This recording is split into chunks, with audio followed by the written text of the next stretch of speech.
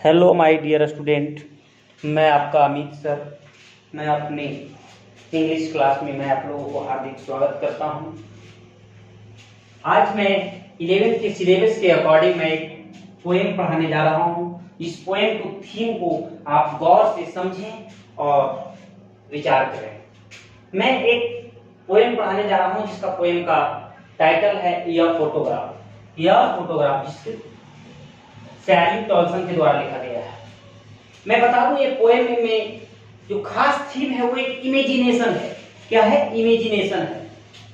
इस पोएम में 3 कैरेक्टर हैं, पोएट, मदर्स, बेटी एंड डॉली एंड अंकल। मैं बता दूं ये पोएम तब का है जब उसकी माँ का उम्र, पोएट की जो मदर है उसकी माँ का उम्र करीबन 12 साल की।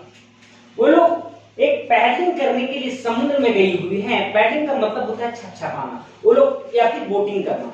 वो लोग बोटिंग करने के लिए कहाँ गई हुई है? समुद्र में गई है। उनके साथ में 2 कजन है जिसका नाम है बेटी एंड डॉली। क्या नाम है? बेटी एंड डॉली। उनके साथ में अंकल गए हुए हैं जो पिक्चर लेने के लिए गए हैं। कैमरामैन है।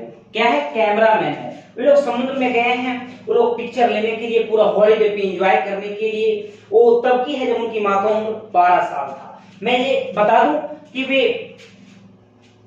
करीबन 20 से 30 साल बाद में जब उस इमेज को देखती है तो उसको काफी डिफरेंट नजर आता है। उनकी माँ को वो हंसती है।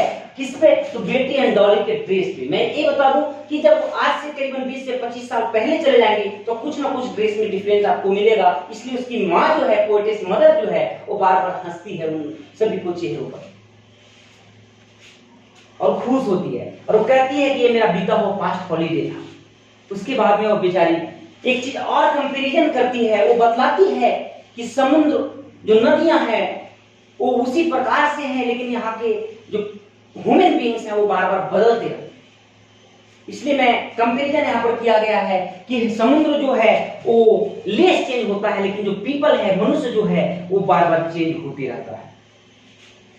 उसके बाद अंतिम जो पैरा है वो बताया गया है कि पोएट जो है वो रिमेंबर करती है जब उसकी माँ की कहानी याद आती है, तो माँ के चरित्र को देखती है वो जब, तो उसको याद करती है तो उसके पास में कुछ भी नहीं रहता खुशी का चीज, उसके पास सिर्फ दुख ही दुख भरा हुआ रहता है। वो रिमेंबर करती है और उसके पास में कुछ भी हंसने के लिए चीज नहीं दिखाई पड़ता है, सिर्फ उसके पास में दुख ही दुख दिखाई पड़ता है। इसलिए मैं आप लोगों से गुजारिश करूंगा कि इस कहानी को 2-3 बार सुने। उसके बाद मैं जब अगली क्लास में आऊंगा तो पोएम के लाइन बाय लाइन करके मैं आप लोगों को समझाने का प्रयास करूंगा।